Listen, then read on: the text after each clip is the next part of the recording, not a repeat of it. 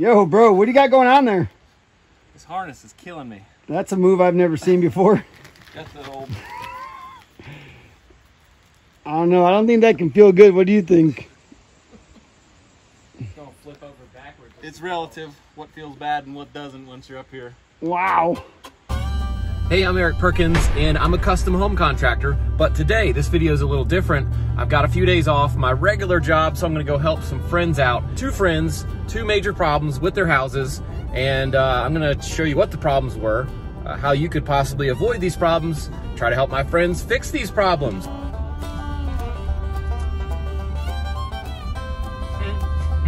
I do love Chick-fil-A, actually. All right, we're at project number one, my buddy's house. And we're gonna be working in the basement today. Let's check out the problem. All right, here's problem number one. This looks okay until you look close or smell. What's it smell like? Mold. Something. Or mildew. You can see the floor moves about 1 inch. That's because it's got a bunch of water under it and it's all swollen up and buckled everywhere. And that's... It's like me, it's all swelled up. Yeah, right. And the problem was there was a water heater, and this thing was like, this is a new one, but the old one was behind the wall. Like, this was covering it, nailed on. They didn't even know there was a water heater there at all until one day water started coming up through the flooring. So we got a new water heater put in. We're gonna put like a door on that when we're done so that they can at least check it. So here's the takeaway. Don't put water heaters inside of walls where nobody knows they're there, okay? And you can also do a pan with a drain. That's a good idea. The old one didn't have that. And if you have a whole water heater like 20 years old, just replace it. Or you're gonna be doing what we're about to do, which is tear this place apart. You know, let's make this fun. The first person in the comments to tell me how many times Jason said, that's one way to do it in this video, we're gonna send you a hat or something. So let's get going with it. That's one way to do it. All right, that's one. So keep count. If Ray says it, it doesn't count. If I say it, nope, just Jason. So Are we saving this stuff? No, trash. Okay, if you weren't aware, this is what water does to wood. It causes mold and mildew, which is a major problem. That's why we're doing this.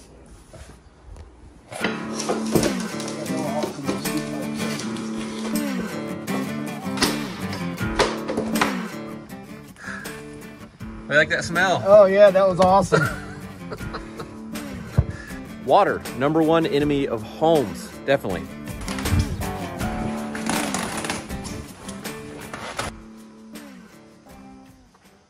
Yo, Ray. Yeah. We're leaving this floor, bub. Dude.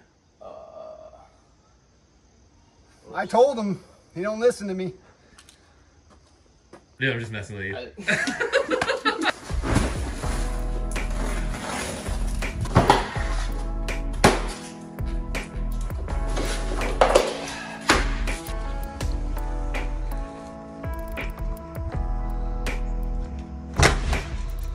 Woo, we're working now, huh, bub? Wow! That's one way to do that, that's for sure. All right, I'm looking at this install of floating floor, and I don't know if it's just because this floor is swollen and wet, but you can see there's no gap between this masonry and this board, and that's, you know, it's buckling, it's wet, but always leave a gap on the floating floor, never tight. All right, what's wrong with this picture here? The cabinet's on top of the floating floor, which is supposed to be able to move and shift, but with the weight of the cabinet on top of it, pinned in. You know what they say? I'm not gonna say it. All right, they didn't say it. I gotta keep That them on their doesn't count. toes, man. Pretty big load you had there, Ray. We don't know if the insurance company will pay to have the cabinets replaced yet or not, so we're not going to rip them out today. We're going to cut the floor flush and leave it for now. And if we find out otherwise, we'll come rip them out. But I don't want to destroy something and then my buddy have to pay out of pocket. You know, that'd be bad. So.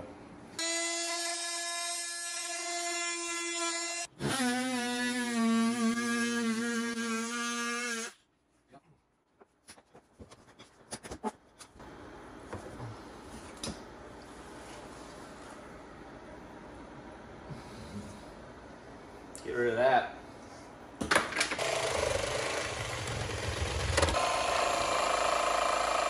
Floors are gone.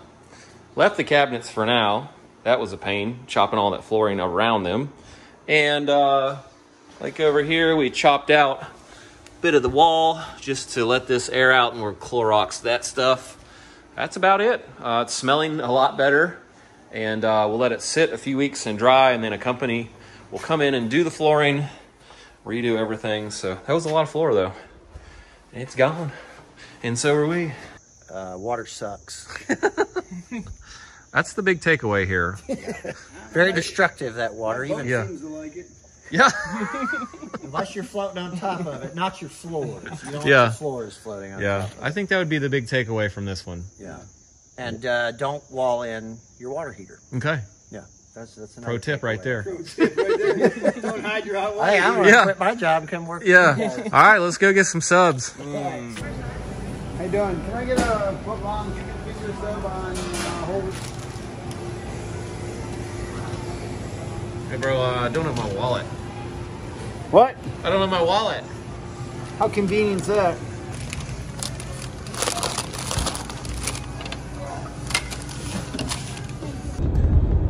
And I'm en route to job number 2. This one's gonna be ripping some siding off a dormer. And it's hardy siding, which is weird. You think hardy siding is rot proof, you can't ruin it because it's concrete. Well, you can actually if you put the siding right down to shingles, and it'll wick moisture up in it just like a wood material, and eventually it just falls apart. I don't know that it really rots, but that's the problem. And so again, water, not a good installation involved as well. So we're gonna see if I can get up on this roof. I've got my harnesses. It's just a steep roof, and so this one's gonna be actually a little scary, but we gotta get it done, so we're gonna do it. You're good. Here's the spot up here. You can see where they put the hardy siding. Yeah. They put the hardy siding in straight down to the shingles, and you know, that'll basically just pull the moisture into the material, and that's what it does after a while. You can see it's just gone on some of those. So I'm gonna rip all that off, and the other side kind of looks the same.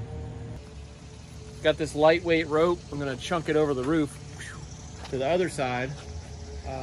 And then I'll hook my real rope, the rope that goes with the harnesses, to this and pull it back over. So hopefully we got enough rope. It's up there. Yeah, it's one way to do it. This could be ugly. Make sure you hold the other end.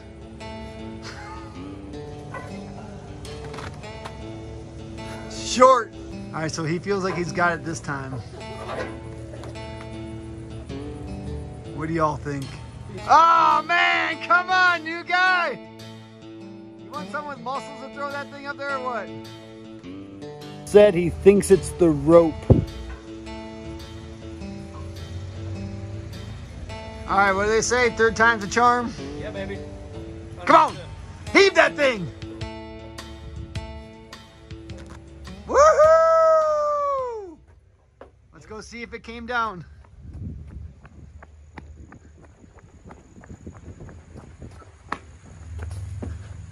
And it did not.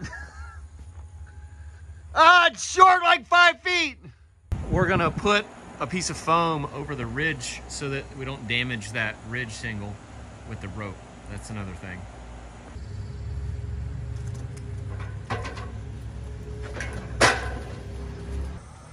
All right, I'm up on the ridge, and Jason's gonna pull a little more slack out of this rope so I can get a little higher actually. Oh, here's the view. Nice view from up here. Wow. That's the dormer. I'd say pull like a good 5 feet out. Okay, that's good. Old harness. So this is a Faltech brand harness and rope. It's got this, I don't know what you call it. It's a bit of the fabric that will actually stretch out if you fall, so it won't snap your back. So it only works once. I've never fallen using it. It's funny. Now, what I'll say about a rope and a harness is it doesn't mean you're out of harm's way, because if you fall off a roof, you're usually gonna like swing into the side of the house and probably break your leg anyway. So the big thing is just don't fall to start with. Real man genius, don't fall. Good? All right, I'm gonna show you guys something cool. Right there, the furthest mountain with the clouds, that is Hemp Bald, and just across from that is Cataloochee Ski Area, where I go skiing all the time. So, not that far from one of my favorite places. I got almost a little too much slack. Right there, folks, that's what happens to fiber cement siding if you just don't seal the ends and it just sits in the weather and sits in the water. Ruins it, just like anything else. So these are also just shot to the sheathing. Came off real easy. We'll try and shoot to some actual studs when we put it back another day. It's like they did step flash it, but we'll put some tape, like some zip tape, so that the step flashing seals tight to that. Yeah, I mean that could really Buzz saw and buzz it up. Yeah, we might try to trim that so that it's not touching anymore.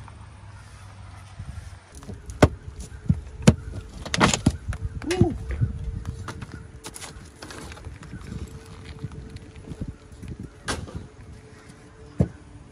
Old beard guy's got us backed up nice and close.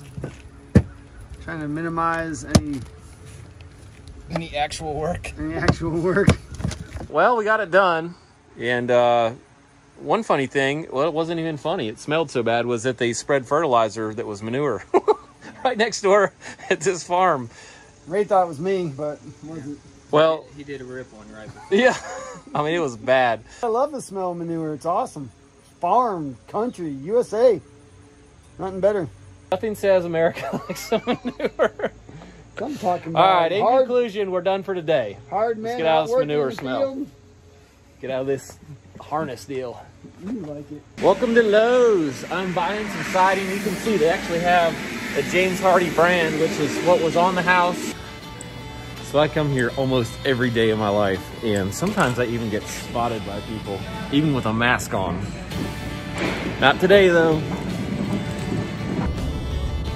F150. Good job. 400 horsepower, that's why I need it. Well, it's Ray and Jay, builder buddies. Yeah, buddy. Showed up for another day. So these are my auxiliary home sawhorses, and these are probably the most dangerous thing I own because that's super sharp and it just it folds and snaps into place. So seriously, if you got a pair of these, ooh, don't let your kids use them. And I wouldn't even recommend using them. We're gonna use them today, but they are super dangerous as far as just getting you cut. Just careful. They're compact though. Since this is such an informative video, we're gonna show you a couple cool things here. Don't ever cut this stuff with a grinder if you can help it, because the dust can give you, it has silica in it, right? So the dust, the particles are too small to get out of your lungs once they get in. So we use these shears to kind of, it just breaks it. Let's check this out right here. So just breaks it, very little dust. I call these the nippers. Maybe slow-mo. Let's do slow-mo, how it breaks it.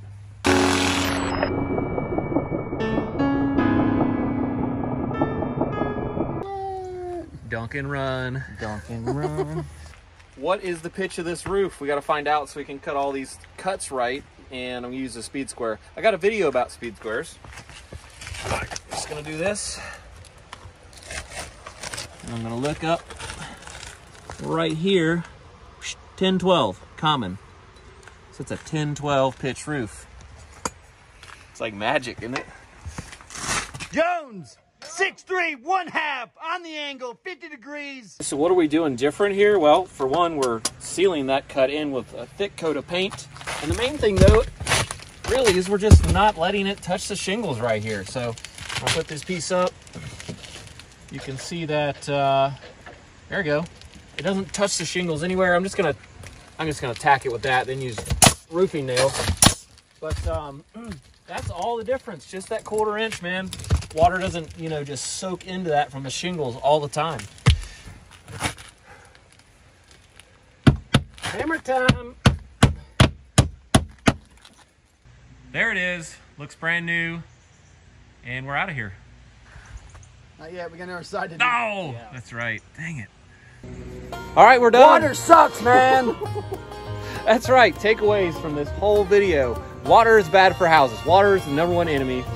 Don't put your siding directly on the shingles. And that's it. See, we got to go eat some barbecue. So, hey, subscribe if you haven't, and click the thumbs up, and that does help us out. Later. Peace.